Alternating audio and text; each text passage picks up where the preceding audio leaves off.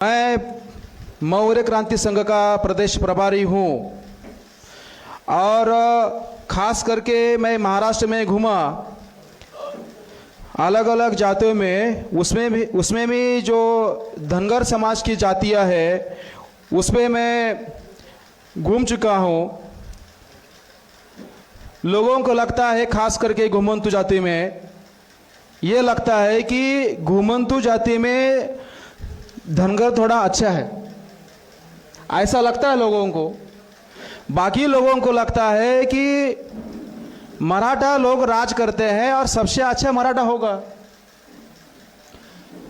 जैसे लोग मराठा को देखते हैं वैसे घुमंतु जाति में धनगर को देखते हैं। यानी ये भी लोग हो सकता है बड़े हैं, इनके पास जमीन है, जायदाद है, भेड़ बकरियां है, लेकिन मैं आपको बताता हूँ ये लोग ना आगे है ना पीछे है। ये घुमंतु जाति के लोग जो है ना आगे है ना पीछे है। गांव में जो रहते हैं लोग, गांव के एक बाजू में, उसको हम अनुसूचित जाति कहते हैं, उनका नाम आता है संविधान में, उनका है। लेकिन जो दूसरी जो लोग हैं जो जंगल में रहते हैं उनका भी नाम है जनजाति में, एसटी में। लेकिन घूम ये जो भटकने वाले लोग हैं इनका ना संविधान में नाम है, इनका ना सरकार के दफ्तर में नाम है। मैं आपको एक बताऊंगा, अगर किसी महानगर निगम में अगर किसी का विकास करना चाहिए, कोई नगर का या कोई बहुत छोटा तबका है उसका विकास करना चाहिए, वो अगर नगर, वो तबका, वो मकान अगर महानगर निगम में रजिस्टर्ड नहीं है उसका विकास नहीं हो सकता। सिंपल बात है। बाबा साहब अम्बेडकर ने इतना बड़ा काम किया, सबको हक अधिकार दिया, और जो हक अधिकार कानूनन हमको संविधान में हमारे नाम पर नहीं है तो हम कैसे कह सकते हैं कि हमारी पहचान वहां पर है? सबसे बड़ी हमारी पहचान ही नहीं है। और हमको ये लगता है कि हमारे ऊपर अत्याचार होता है, खास करके महाराष्ट्र के धनगर समाज के लोग है या देश के समाज के धनगर समाज के लोग है, पाल है, गडरिया है, बघेल है, खास करके भेड़ बकरियां चराते हैं, उनके ऊपर अत्याचार होता है। जंगल में जाते ही उनके ऊपर क्रिमिनल केसेस होती है। मैं बुल्ढाना में गया था, वो लोग मेरे सामने आकर रो रहे थे। वो जैसे ही जंगल में जाते हैं तो उनके ऊपर क्रिमिनल केसेस किए जाते हैं, उनको जेल में डाला जाता है। क्यों? क्योंकि उन्होंने जंगल में भेड़ बकरियां चराने के लिए लेकर गए थे। उनको लगता है कि हमारे ऊपर जो अन्याय हो रहा है वही सब कुछ है। सोचने वाली ये बात है कि जो अन्याय हो रहा है, सवाल ये है कि अन्याय क्यों हो रहा है? सवाल यह है कि अन्याय क्यों हो रहा है? सवाल यह है कि घुमंतु जातियों को आरक्षण क्यों नहीं मिल रहा है? क्योंकि हमारी मूल पहचान नहीं है। और सबका ये वजह है कि हमारा भारत देश में कोई भी संगठन नहीं है। साथियों, मैं आपको एक बात बताता हूं। पिछले साल में मई में हमने मेश्राम साहब की अध्यक्षता में मौर्य क्रांति संघ के नाम पर एक प्रोग्राम लिया था 31 मई को। उस दिन राजमाता अहिल्याबाई होलकर जी का जयंती दिन होता है। वो कार्यक्रम करने के लिए हमको कितना संघर्ष करना पड़ा। मेश्राम साहब ने एक पत्र लिख कर दिया, वो पत्र मैंने लिखकर वैसे ही पीआई को दिया, पुलिस इंस्पेक्टर को। वो इतना घबराया, वो बोला अभी छोड़ो मत, वो सब आप कुछ गलत फैमिली हो चुकी है, हम आपको परमिशन दे देंगे। घुमंतु जातियों को लगता है कि हमारा कोई संगठन नहीं है, हमारा कोई नहीं है सुनने वाला। लेकिन मैं आपको सबको बताने वाला हूं कि मेरी आवाज पूरे देश में चल रही है, मेरी आवाज सब लोग सुन रहे हैं। आपको सुनने वाला भारत में कोई नहीं है, मगर एक संगठन है, उसका नाम बामसेफ है, उसका नाम बामसेफ है। क्या जरूरत पड़ी थी मेश्राम साहब को धनगर लोगों के लिए, बहुजन समाज के लिए वहां पर चौंडी में जेल भरो करने की? मेश्राम साहब ने उनको, वो पीआई को धमकी दिया, मेसराब साहब ने जैसा बोला वैसे मैंने लेटर लिखा, वैसे पीआई को दिया। हो सकता है पीआई ने किसी ऊपर को फोन लगाया होगा, एसपी डीएसपी किसी को लगाया होगा, तो वो तो लोग सीधा फडणवीस के साथ में संपर्क में रहते हैं, तो वहां से आया होगा, करने दो। तो इसका मतलब ये है, हमारे लोगों को लगता है कि पंचायत का मुखिया बना, अगर मैं बना तो मेरा बहुत कुछ हो गया। कुछ लोगों को लगता है कि मैं जिला परिषद का मुखिया बन गया तो मैं, मेरे पास मतलब हमारा समाज को सब कुछ हो गया। किसी को लगता है कि मैं गांव का सरपंच बन गया तो मुझे सब कुछ हो गया। लेकिन आप सब देख रहे हैं, पूरे भारत देश देख रहा है, एक महाराष्ट्र का जो उप मुख्यमंत्री थे वो उनको मारा गया घातपात से, उनके लिए सीधे एफआईआर नहीं हो रही है। जो लोग कहते हैं कि मराठा लोग सत्ता में है, जो सत्ता में है आज भी उनके घर के लोग सत्ता में हैं, उनके लिए उनका पति मारा गया, उसके लिए एफआईआर नहीं हो रही है। बाकी लोगों की क्या है? इसका मतलब यह है, हमारा शासन प्रशासन में कुछ भी नहीं है, जो भी होगा संगठन से होगा। मैं आपको एक और बात कहना चाहता हूं, कर्नाटका के आज के मुख्यमंत्री माननीय सिद्धरामैया साहब है।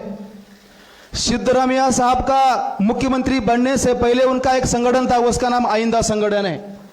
वो आइंदा संगठन के नाम से उन्होंने वहां के एससी एसटी ओबीसी मुस्लिम सिख ईसाई उनको सबको इकट्ठा किया था। तो कांग्रेस को लगा अगर ये सिद्धरामैया जी आगे बढ़ेंगे तो हो सकता है यही सब पूरा हाथ में ले लेंगे। तो उनको हो सकता है, कांग्रेस ने पूछा होगा तो आपको आपकी आखिरी मंशा क्या है, तो उन्होंने जवाब दिया होगा कि मुझे इस देश का मुख्यमंत्री बनना है। तो कांग्रेस ने उनको कहा होगा चलो हम ही बनाते मुख्यमंत्री, इतना सब करने की क्या जरूरत है। तो वैसे जैसे ही वो कांग्रेस के मुख्यमंत्री बने सिद्धरामैया जी, मैं बीजापुर में गया कर्नाटका में, वहां आइंदा संगठन शून्य हो गया। हमको लगता है संगठन शून्य है, आमदार एमएलए विधायक सांसद सब कुछ है, प्रधानमंत्री सब कुछ है, लेकिन मैं एक छोटा कार्यकर्ता हूं। हो सकता है सब कुछ है, लेकिन उसका बेस सामाजिक संगठन है, भारत मुक्ति मोर्चा संगठन है। आरएसएस है इसलिए बीजेपी है, आरएसएस है इसलिए सब कुछ है। भारत मुक्ति मोर्चा भामसे तमाम संगठन है। हो सकता है हम भी आगे जाके घुमंती जनजाति के लोग इस देश को चलाने के लिए आगे आएंगे। मुझे इतना धाड़स क्यों हो रहा है मालूम है? इसलिए हो रहा है कि मेसराम साहब जैसे नेतृत्व करने वाले लोग मेरे साथ यहाँ पर बैठे हैं। मुझे मालूम है कोई मुझे करने वाला नहीं है, और मेसराम साहब ने ब्राह्मणों का गला पकड़ा हुआ है। मेसराम साहब ने ब्राह्मणों का गला पकड़ा हुआ है।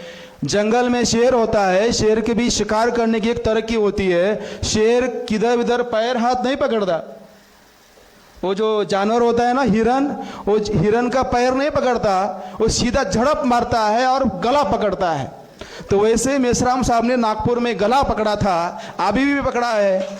तो इसीलिए मैं घुमंतु जनजातियों को, खास करके धनगर समाज के लोग, पाल समाज के लोग, गढ़िया समाज के लोगों को कहना चाहता हूं, साथियों डरने की कोई बात नहीं है। जो बेसिक संगठन हमारे लिए राह देख रहा है, हम किधर भी जाओ, आरएसएस में जाओ, बीजेपी में जाओ, किधर भी जाओ, हमारा कुछ नहीं होने वाला है।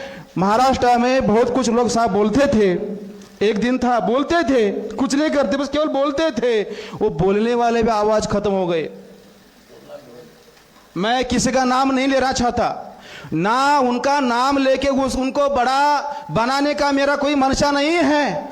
बस एक ही आवाज यहां से अभी देश में शुरू होगा और भविष्य में भी होगा, वही मंच है बामसेप, बहुत कुछ बोलने के लिए साथियों। यही हमारा हड़पसर है, यही हड़पसर से जो एक राजे थे उनका नाम यशवंतराव होलकर है, इन्होंने युद्ध छेड़ा था। यहाँ के पेशवा लोग यहाँ बैठे हैं, ये जो इनके कोई है खानदान के, पता नहीं मुझे है या नहीं है, ये खानदान के खिलाफ ये राजा यशवंतराव होलकर ने युद्ध छेड़ा था, उनके खिलाफ उनको हराया था। ब्राह्मणों को पता है अगर धनगरों को पाल को पुनः से यहाँ पर कुछ उनको कुछ नाम संविधान में लिखा जाए या उनको पर्याप्त प्रतिनिधित्व अगर दिया जाए, हो सकता है सत्ता की कुर्सी छीन जाएगी। उनको डर है, इसीलिए वो ना कुर्सी देंगे ना हक अधिकार देंगे, केवल दबाने का काम करेंगे। केवल देश में या स्टेट में एक दो एमएलए एमपी चुनने का काम करेंगे, उनके माध्यम से हमको गुलाम बनाने का काम करेंगे।